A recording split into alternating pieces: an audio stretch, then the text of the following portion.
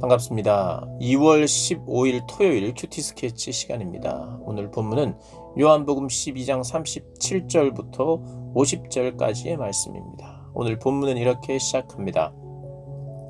이렇게 많은 표적을 그들 앞에서 행하였으나 그를 믿지 아니하니. 오늘 본문은 이 수많은 표적을 보였음에도 불구하고, 그리고 권세 있는 말씀으로 구약의 말씀을 풀어 해석했음에도 불구하고, 하나님의 권세와 권위를 가지고 그들을 설득했음에도 불구하고 그를 믿지 않았다, 예수님을 믿지 않았다 이야기합니다. 근데 요한이 그 믿지 않은 이유를 이렇게 설명을 합니다. 38절에 이는 선지자 이사야의 말씀을 이루려 하심이라. 이르되 주여 우리에게서 들은 바를 누가 믿었으며 주의 팔이 누구에게 나타났나이까 하였더라. 그들이 능히 믿지 못한 것은 이 때문이니 곧 이사야가 다시 일렀으되 그들의 눈을 벌게 하시고 그들의 마음을 완고하게 하셨으니 이는 그들로 하여금 눈으로 보고 마음으로 깨닫고 돌이켜 내게 고침을 받지 못하게 하려 함이라 하였음이더라. 오늘 이 본문에서 수많은 표적을 보였음에도 불구하고 예수님을 믿지 않은 이유는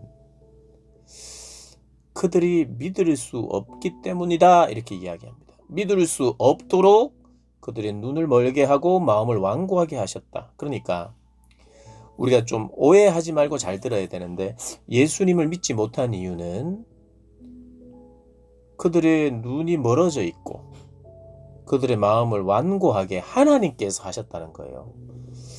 하나님께서 바로의 마음을 완악하게 해서 이스라엘 백성들을 풀어주겠다, 10가지 재앙을 이제 한참 진행할 때 풀어주겠다 재앙을 당하면서 어렵고 힘드니까 풀어주겠다 했다가 안 되겠다 하고 취소하고 자꾸 마음을 더 강팍하게 했다는 거예요. 하나님이 그러셨다는 거죠. 그러면 이게 바로의 잘못인가? 우리의 질문은 그럼 바로의 잘못이 아니네요 이렇게 생각할 수 있는데, 그렇게 질문하지 말라는 거예요. 지금 이 이야기는 모든 주권이 하나님께 있다는 뜻이에요. 전혀 바로가 잘못한 게 없거나 오직 하나님 앞에 제대로 쓰임 받았다고 말할 수 없잖아요. 바로 왕이 이스라엘 백성들 내놔야죠. 원래는 하나님의 권능을 처음에 눈치채고 알아채야죠. 근데 하나님은 그에게 전혀 그런 기회를 주지 않고 어차피 악한 도구로 사용하기 위해서 하나님이 하셨다. 그것도 부족한 대답이에요. 그 대답은 중요한 것이 뭐냐 하면 하나님의 더 큰 그 바로의 완악함을 하나님이 더 사용하셨다 이렇게 보는 게 더 중요한 해석입니다. 오늘 본문도 마찬가지예요. 그들의 눈을 다 가려놓고 막아놓고 너희들은 왜 안 보느냐, 왜 못 믿느냐 이렇게 하실 분이 아니잖아요. 모든 주권이 하나님께 있고 믿음이 생기는 것도 하나님의 주권이라는 뜻이에요. 하나님의 은혜라는 뜻이에요. 거기에 아멘 하는 겁니다. 그러면 이 사람들은 잘못 없네요라는 질문을 하기가 쉬운데 그 질문에 대답하는 게 아니라는 걸 우리가 성경을 우리가 읽을 때 유의해야 할 점입니다.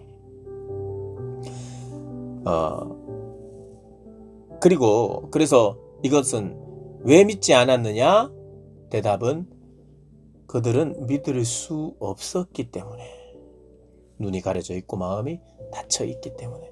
근데 그것을 하나님이 그렇게 하셨다는 거예요. 두 번째로 믿는 자가 많았다. 이 이야기 41절에 보면 이사야가 이렇게 말한 것은 주의 영광을 보고 주를 가르쳐 말한 것이라.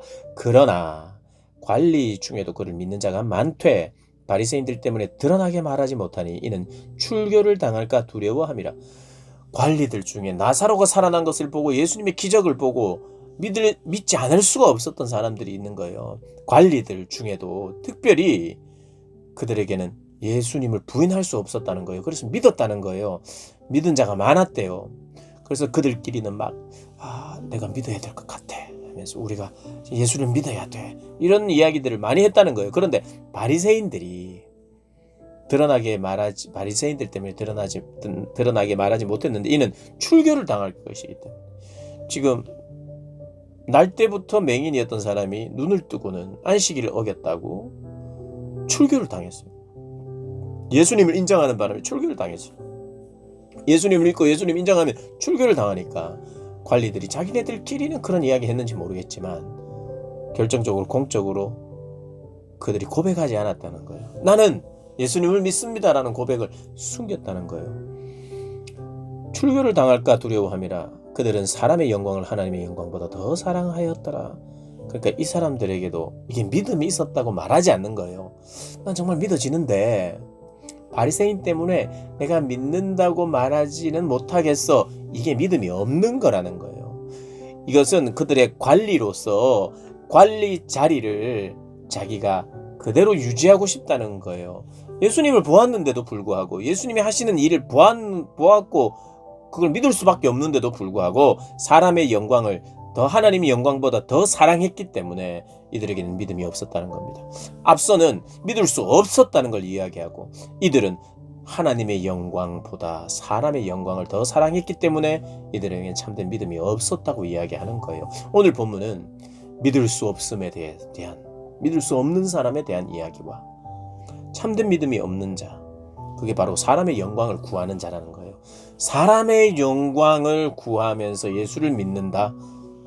엄밀히 말하면 예수 믿는 거 아니라는 거죠.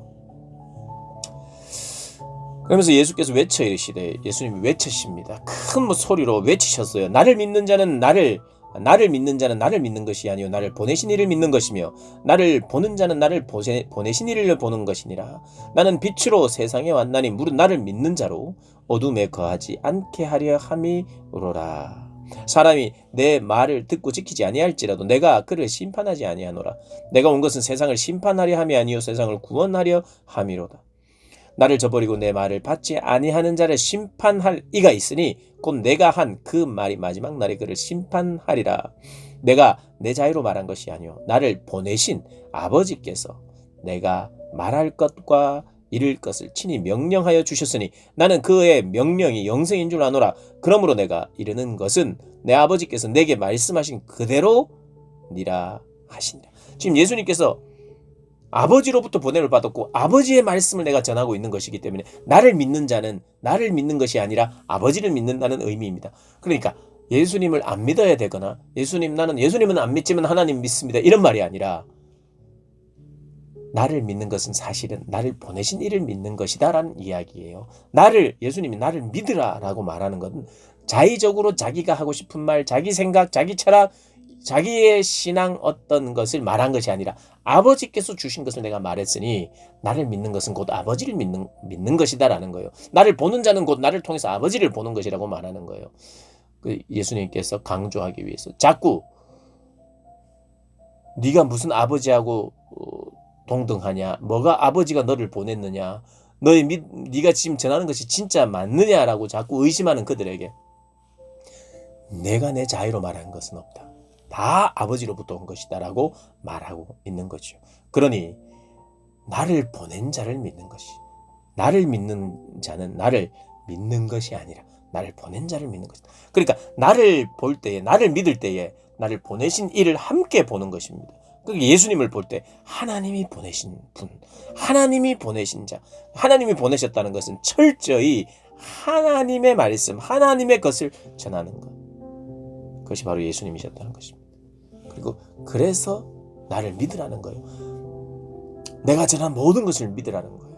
믿지 아니하는 자는 사실은 믿을 수 없었던 자일 수 있고 나를 믿지 않는 것은 너의 영광을 더 사랑하기 때문이라고 예수님이 말씀하고 있습니다. 우리가 대놓고 예수님 난 못 믿겠다 이런 사람 없을 겁니다. 그런데 내가 하나님의 영광보다 내 영광을 더 사랑하는 경우는 많을 수 있습니다. 근데 그것을 나는 예수 믿습니다, 난 예배도 드립니다 하는 말로 나에게 믿음이 있다 말할 수 없다는 거예요. 하나님의 영광을 더 사랑하는 것이 참된 믿음이라고 오늘 이야기하고 있습니다.